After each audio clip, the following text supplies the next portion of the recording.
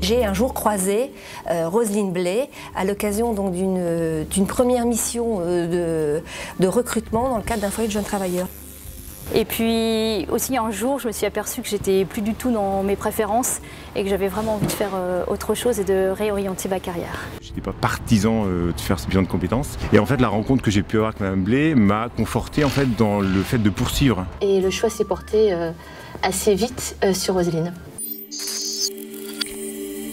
Alors, le cabinet Roselyne Blay Conseil, 2004, voilà, je prends la décision de créer le cabinet avec 3 métiers, la formation, le recrutement et le coaching. Coaching individuel et coaching collectif. Il faut savoir que je suis fille de commerçants artisans et que la nature de l'artisanat est très forte aussi dans mon approche, puisque la volonté est de ne travailler qu'à façon pour chacun des clients. Donc il n'y a pas de modèle type, il y a des méthodologies bien sûr. Ce métier des ressources humaines, c'est d'abord au contact de l'entreprise de mes parents que je l'ai apprise, à savoir la notion du client, le respect du client. J'ai eu la chance de rentrer dans une entreprise de travail temporaire pour la nommer Manpower. Et il se trouve que moi je suis tombée dans les ressources humaines par hasard, puisque découvrir un chantier, savoir ce qu'est un maçon, mais aussi comment on fabrique une pièce de dentelle, tous ces métiers je les ai appris sur le terrain et les bases concrètes et l'aspect très opérationnel pragmatique fait partie des fondamentaux du cabinet d'aujourd'hui. J'ai rencontré Roselyne à un moment donné de ma vie où je me suis posé des questions, voilà, des questions sur ce que j'avais fait jusque-là et sur ce que je souhaitais faire. Voilà, donc une vraie remise en question. La première fois, elle m'a reçue dans des bureaux, ensuite chez elle. Donc j'ai aussi vécu son début à elle. C'était très sympa. Je trouvais fabuleux de découvrir des organisations des entreprises. Et quand j'étais en centrale, construire des outils, développer le capital humain en interne me passionnait et l'idée c'était de rassembler les deux. Et il se trouve que voilà, j'ai eu l'opportunité de faire moi-même à l'époque un bilan de compétences et j'ai repris une formation de sociologue pour accompagner le changement, ce qui fait aujourd'hui partie des fondamentaux aussi de mon métier. Une aventure assez importante en termes de rupture dans une carrière professionnelle, de passer d'une activité de bureau. Aujourd'hui, donc j'ai créé une entreprise depuis 2 ans de vente et d'installation de terrasses en bois. Ça a permis aussi de valider mon projet, puisque j'avais déjà donc ce projet en tête depuis un petit bout de temps, de devenir infirmier et donc de quitter le milieu de la finance, avec tout ce que ça nécessite comme conséquence, hein, changement de vie, changement de revenus financiers par la suite, à presque 40 ans presque. J'ai envie d'amorcer un virage. Voilà. Je sentais au fond de moi qu'il y a quelque chose qui me manquait. Et c'est pour ça que j'ai déclenché un bilan de compétences. J'ai voulu, avec quelqu'un, m'assurer que toutes ces questions que je me posais, c'était moi, je voulais les mettre dans l'ordre. Parce que lors de mon bilan, Roselyne vous emmène dans les rêves, elle dit et la formation de vos rêves, ce serait où? Et j'avais dit Sciences Po. J'ai suivi ce cursus qui m'a beaucoup apporté. Dans ce master, il fallait rédiger un mémoire de recherche et ça m'a vraiment ouvert vers la recherche. Et aujourd'hui encore, j'utilise cette démarche de recherche et je suis toujours curieuse d'aller voir ce qu'ont écrit les chercheurs, en plus des consultants dans certains domaines, pour pouvoir m'enrichir et prendre des décisions. Donc ça a été pour moi, Sciences Po, une très belle expérience à l'issue de ce bilan professionnel. L'envie de créer, c'est l'envie de participer au développement du capital humain des organisations et des entreprises. Alors ça peut paraître ambitieux ou abstrait de dire développer le capital humain, mais le métier que j'exerce est un métier dans les sciences molles. Et le capital humain, c'est le seul qui permet de faire fructifier une entreprise, même si c'est la seule ligne qu'on ne voit pas sur un compte d'exploitation ou sur un compte de résultat. Ça veut dire quoi concrètement dans le cabinet Roselyne Blay Conseil? Ça veut dire construire des formations, recruter des talents et aussi développer les talents, soit dans le bilan professionnel, soit dans le coaching individuel ou coaching collectif. Chacune des actions est une action faite à façon pour le client. C'est-à-dire qu'il n'y a pas de catalogue avec une fiche produit où on va venir acheter une formation de recrutement ou une formation managériale ou une formation stratégique. Toutes les étapes sont toujours les mêmes, que ce soit pour le recrutement ou pour le coaching individuel ou collectif. L'idée, c'est de commencer par une phase d'imprégnation dans l'entreprise, comprendre le milieu dans lequel je vais travailler, puis ensuite construire étape par étape et avec le client la méthodologie qui lui conviendra le mieux. Si c'est du recrutement et qu'il s'agit de recruter un directeur commercial, il s'agit de comprendre l'entreprise, les clients, la concurrence, mais aussi l'équipe, comment la personne va s'inscrire dans l'équipe et quels sont les critères nécessaires au recrutement.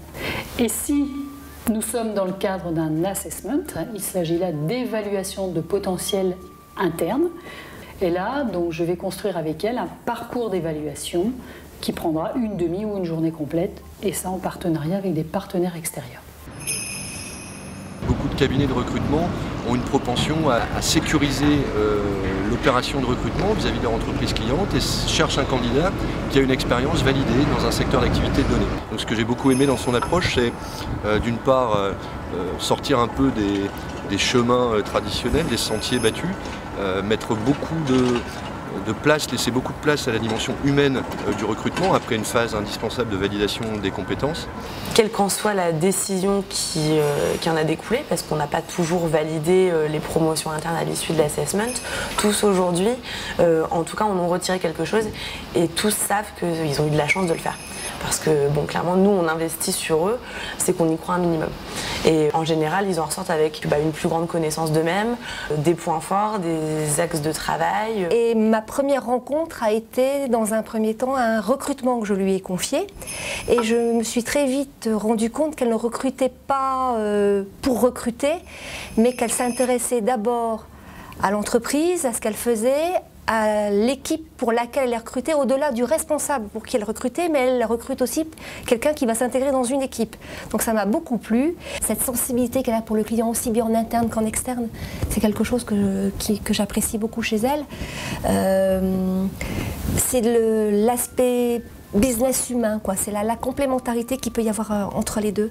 Le coaching au sein du cabinet est un coaching tourné vers l'entreprise et qui prend des formes différentes. Il peut y avoir le coaching de prise de fonction. Dans le cadre d'un programme de coaching qui m'a été proposé et auquel j'ai souscrit bien volontiers, puisque je considérais que j'avais nécessairement des choses à apprendre du côté de la connaissance de soi et puis du côté de la complexité de ce que c'était finalement le métier de directeur général, de manager d'une entreprise. Ce coaching m'a apporté, je dirais, du confort. Il y a 2 ans maintenant, j'ai été promu par ma direction responsable du service informatique. La problématique était de passer collègue de travail à chef de service. Il peut y avoir le coaching de transition de carrière. J'ai fait 25 ans de vie professionnelle et Roselyne m'a aidé à me poser sur le plan professionnel et à me réconcilier aussi avec la notion de travail. Parce que pour moi, le travail, c'était quelque chose d'assez éprouvant et dissocié de la vie personnelle et notamment de la passion. Et aujourd'hui, après un peu plus de 10 ans de passé dans le domaine de la recherche clinique, j'ai décidé de me reconvertir et de réaliser un rêve d'enfant, c'est créer une chocolaterie. Et donc là, j'ai pris la décision de faire un point sur mes compétences, mes capacités. Il peut y avoir un coaching pour renforcer ses compétences, renforcer la confiance en soi ou développer de nouvelles compétences, soit dans un élargissement de projet. Et donc je suis directrice des opérations et dans mon parcours, un jour mon patron m'a demandé si j'étais OK pour reprendre un projet stratégique et surtout transversal dans l'entreprise et qui n'était pas du tout sur mon cœur de métier puisque c'était un projet de refonte informatique. D'abord phase d'étonnement et après te dire OK j'y vais puisque je suis plutôt une femme de défi, mais si j'y vais, comment? Et de quoi j'ai besoin pour mener à bien ce projet? Pourquoi le coaching? Alors ça fait déjà quelques années que j'ai fait mon coaching et vous vous regardez en face avec vous tel que vous êtes. Voilà, c'est un retour sur image avec tout ce que ça comporte. Donc une expérience super intéressante à vivre. Le principe du coaching, c'est toujours d'aider la personne accompagnée à trouver ses solutions. En entreprise aujourd'hui, on le propose plutôt à des cadres dirigeants, donc des directeurs généraux, membres de comité de direction, des chefs de service qui managent entre 40 et 70 collaborateurs. Et on le fait soit dans le cours de la carrière, c'est-à-dire qu'à un moment donné, on détecte une problématique spécifique et on va proposer un coaching pour accompagner le collaborateur à passer ce cap difficile. Alors pour faire toutes ces activités, de recrutement, de formation et de coaching, derrière il y a des fondamentaux théoriques. La sociologie est un des premiers outils de base, la sociologie des organisations, comprendre les acteurs dans le système, l'analyse systémique, qui est un des référents tout le temps, les outils de communication classiques, alors on pourrait parler d'analyse transactionnelle, de communication non violente, de relations d'écoute active. Il est important à chaque fois d'être bien dans la relation. Dès que j'ai besoin de renfort, je fais appel à eux. Nous développons un partenariat autour de l'assessment, des formations notamment management, pour les entreprises, les cohésions d'équipe également. Ça fait 11 ans maintenant que je fais cette activité avec grand plaisir. Je développe la formation de mon côté et puis maintenant depuis quelques années également le coaching qui est un prolongement logique de l'accompagnement de l'homme qui est une de mes passions. J'ai été sa cliente, elle m'a formée, elle m'a accompagnée aussi dans mon parcours professionnel et aujourd'hui nous collaborons depuis 2 ans à peu près sur les évaluations de compétences et le recrutement. Nous travaillons aussi avec l'ensemble des partenaires du cabinet autour de nos pratiques de consultants pour pouvoir bénéficier de ce regard extérieur et améliorer sans cesse notre pratique professionnelle, l'accompagnement des entreprises et des collaborateurs. En fait, j'interviens sur des activités de recrutement, d'assessment center, d'évaluation. Et moi, plus largement, dans mon activité aujourd'hui RH+22, j'ai vraiment une grosse partie de coaching, d'accompagnement carrière, d'accompagnement de manager, du bilan de compétences et puis aussi un peu de recrutement, d'évaluation de potentiel. Ce qui est important dans une petite structure comme le cabinet Roselyne Blay Conseil, c'est de rester en phase avec nos valeurs de simplicité, d'authenticité, de connivence avec nos clients et de vraiment contribuer au développement du capital humain. Partir d'une situation en bouton, la faire éclore, c'est l'ambition. Faire en sorte que la singularité de chaque individu soit au service du collectif pour lequel il est employé, c'est une mission sur laquelle moi j'ai beaucoup de plaisir à travailler et à le faire avec mes partenaires. J'aime beaucoup la phrase de Confucius qui dit « Choisis un travail que tu aimes et tu n'auras pas à travailler un seul jour de ta vie ». Je pense que j'ai cette chance.